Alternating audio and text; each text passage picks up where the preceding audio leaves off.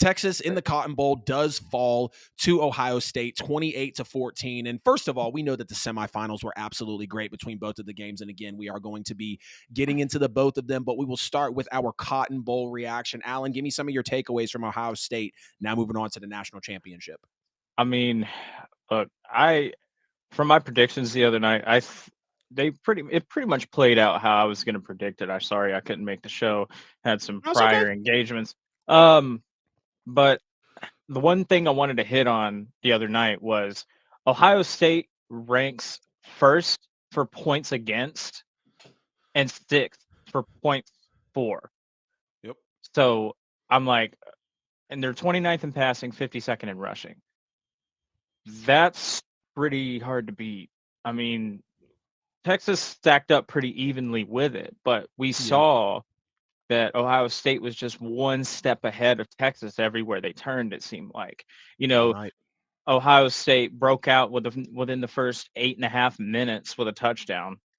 And then it seems like everywhere you turned around, like Quinn Ewers would throw a nice pass. He'd throw a pick and then he'd throw a nice pass, get it in the end zone. And then that's the half. Right. That's the first half. It's 14-7 going into the third. And then, Texas gets another one. They tie it up, make it look good. And then Ohio State just answers right back. Yep. And then they get on the goal line and Captain Jack Sawyer strips the Literally. ball. And, that man will never have to buy a beer in the town of Columbus ever again. Ever.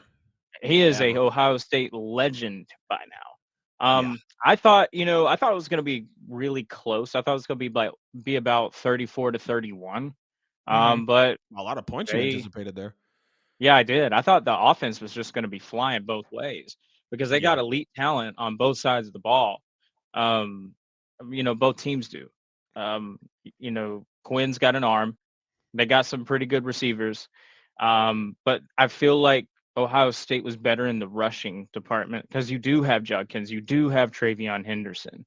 Yep. So, absolutely. And then Will Howard's just a dog for slugging it out last night with that softball on his hand. I mean, that's got to be hard. And then he broke out for that big run. I'm like, dang, look at Will go. He was just having himself a game. He threw that ugly pick, but it happens. Quinn threw one too. And I think his was arguably worse. But just questionable play calling from the Texas offensive coordinator and Sarkisian. There was a couple of times where I'm scratching my head, like, what are you thinking? What are you doing? Third down conversion just wasn't looking very good for them. And I think that's ultimately why they lost this ball game. Yeah.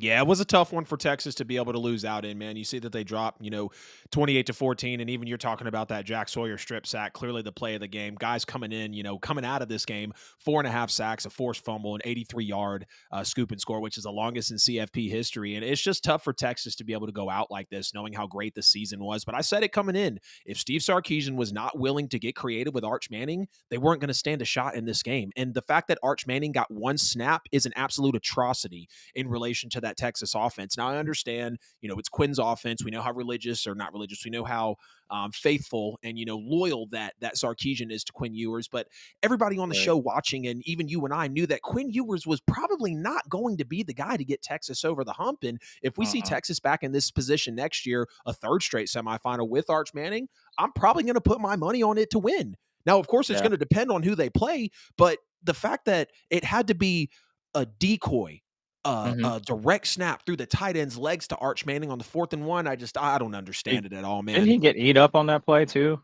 No, he converted the 4th and 1. He almost fumbled. He was basically down by the wrist, and they were kind of trying to roll it back and see if it would have been a fumble. Not a fumble, right?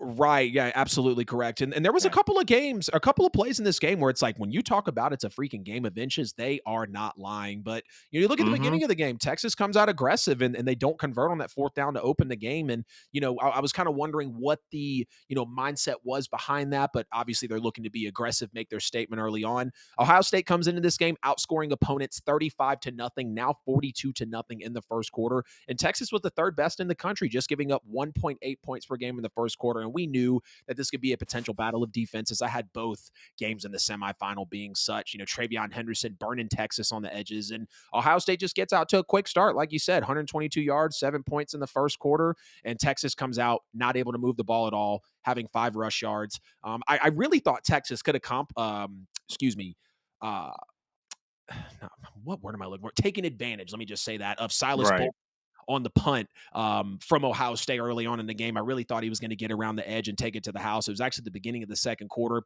course, he That's fumbled. right.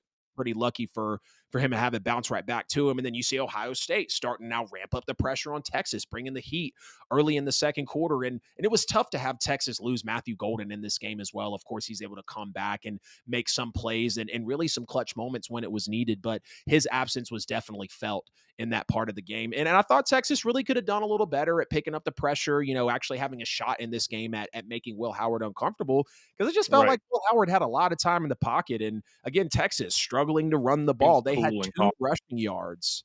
Say again? He was cool and calm He that was. He entire was. time. And I think he was clearly the better quarterback. And Will Howard continues to impress me week over week. Texas just struggled to run the ball in this game overall. I mean, 9 minutes to Cardell go in the Tate looked second good quarter. too. Yes, he did. And the fact that Texas doubled Jeremiah Smith, 1 catch for 3 yards on the game. He came in good for seven. He basically came in good for 7 catches for 145 yards and 2 touchdowns a game. That's what he Yeah. was doing on average in the CFP. And, when you struggle with a team like Texas with, Wisner and Blue not being able to run the ball, it's going to Right. make you very one dimensional. And if a coaching staff like Ohio State, specifically the best defense in the country, led by Ryan Day as their head coach, they're going to pick up on that. They're going to pin their ears back. They're going to come after you. And now Quinn Ewers was, fearless on that third down conversion that was late in the second quarter. You got to give him, credit to that. Now, of course, when Arch Manning does get in on that drive, they're able to engineer that touchdown. You have fans calling in the first half after the first half is over for Arch Manning to come in, because Texas only Mhm. puts up 7 points. And, that's a little bit of a tough situation to have it play out like Right. that. But the fans want to see you score. The fans want to see you in the second straight semifinal punch your ticket to the national championship, because you have the same quarterback as last year in Quinn Ewers, who you weren't able to get it done with against Washington. Now, of course, Absolutely. Washington was the team to go to the Natty, lose to Michigan in that game. But here's where Texas really screwed up. And this is just a really, really bad call on Steve Sarkisian. That screen pass to Travion Henderson, 75-yard screen pass at the end of the first half. Why would you blitz a corner to that side of the field? Because that was the Mhm. prime reason that Travion Henderson scored. Really. And that right there, being able to take them up 14-7, they really took that momentum. But the third quarter, Allen, I mean, the third quarter from Texas, and, coming into it, they struggled in third quarter points. They'd been outscored in every second half since the Oklahoma game, which was on Right. October 12th, 1 week before the first Georgia matchup that they had. And Didn't they have Texas defense, they came up big. They got an interception to open the third quarter, but they didn't make anything of it. And then by the time they're giving the ball back to Ohio State, they're now 0 for 7 on third down at that point. I want to say they were 5 for 15 in this game on third down, both teams around 30%. Not very strong on third down. And you see Texas just hammering away with the run, the screen passes all through the third quarter, keeping that Ohio State defense at bay. And then they open up that defense. They pick up the blitz, toss the touchdown pass to Blue for 26 yards. And now here's Texas, right? Texas has really inserted themselves into this game. The defense is cranked up in the third quarter, tip passes, finally sacks. He had an interception in this one. And the fact that Sark was able to, you know, and the Texas defense was so, effective at double teaming Jeremiah Smith to just absolutely take him out of the game. I don't know if you recall the right. overthrow to Golden on the 3rd and 5 to start the fourth quarter. That's got to absolutely haunt Texas. That was a potential touchdown Oh, right yeah. there. And then Chip Kelly, dialing up design quarterback runs for Will Howard in the fourth, like you said, just really taking it on the nose, really grinded it out there for his team, which was Hey, super Buka awesome came to up real good too. see. Hmm. Absolutely, it did. And you talk about that drive where Jack Sawyer, that's really the drive and the play that everyone's going to remember. Ohio State gives you back-to-back pass interferences. You're letting Texas knock on the door. They stuff you on 1st and goal. Then you Mhm. have a halfback sweep for an insane loss of 5 yards. I mean, that never had a chance. You throw an Yeah. incomplete pass. Ohio State is top 3 in goal to go They and ran red that zone sweep touchdown play percentage. several times. Yeah, and the sweep play in the red zone was just absolutely hideous. This 4th and goal, you're on the 1 yard line at one point. You got to get the touchdown. The defense slams the door. Ohio State does the scoop and score, and clearly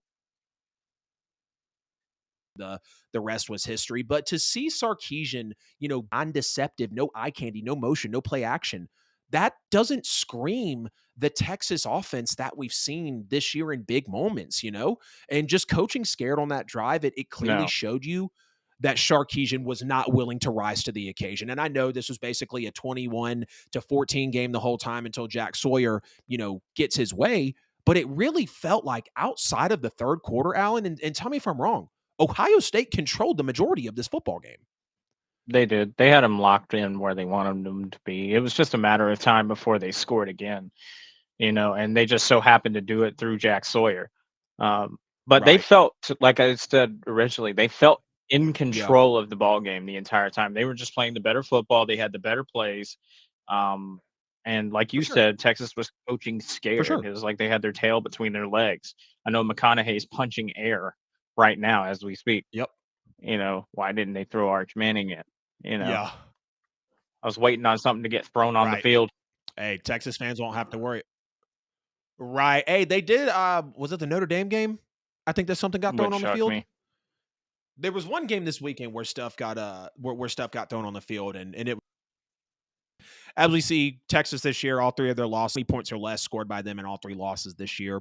Outscored again Texas has in the second struggled in the half third yet quarter again. too. First time in yeah, they've struggled in the third quarter all season, which is horrible. And this is the first time Texas has won 13 games and didn't go to the national championship in program history.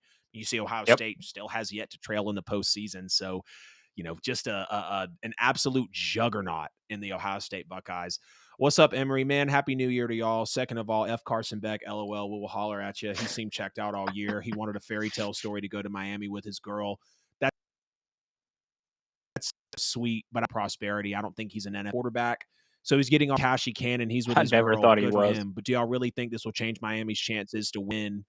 And do you think, honestly, No, he's an NFL quarterback? Although I deal with Ole Miss now, too, after Georgia, but I think Jackson Dart is way better than Carson. What do y'all think? Yeah, Jackson Dart over Carson Jackson Beck Dart for is sure. 10 Carson Beck, times we're the going to be quarterback. Carson Beck set to make 4.4 million in his 1 year in NIL at Miami, which is going to be fifth in the nation. By the time he leaves Miami and potentially goes to the draft, a blessing for him if he gets drafted, he'll have made $10 million in NIL money basically That's within more than about a an year's NFL rookie contract. span. Yeah, rookie quarterbacks. If you're the first overall pick, you might come out making 15, 20 million a year or something like that. So he's definitely scraping up on the fact that, he's going to be able to make that type of money. Also, I'm losing money. I took the Chargers. Texans killing them right now. Yeah, I was watching that a little bit before I got on the show, man. Justin Herbert's thrown 3 picks, one of them being a pick six. The Texans turned the ball over a couple times too, but yeah, I think I had the Texans winning that game, and I think the Texans are going to pull it out. Oh wait, no. I actually had the Chargers winning that one. I felt like the coaching I prowess of sure Jim did. Harbaugh, first game, you know, like yes, CJ Stroud and D'Amico Ryans have been here before. They got to 14, and of course they lose to the Ravens. But I don't know. I just felt like the Chargers are going to be better prepared for this one. Hey, it's AJL here. Appreciate you sticking to the end of the video here on YouTube. You could have chose any other show, but you chose my video, and for that, I'm very grateful. If you haven't already, please make sure to like and subscribe to the channel. Follow me on social media. Hit the bell on the channel so you never miss a post. Check me out on all social media platforms. Right here, you'll find a chance to subscribe to the show, a related video, and a playlist. See you guys in the next one.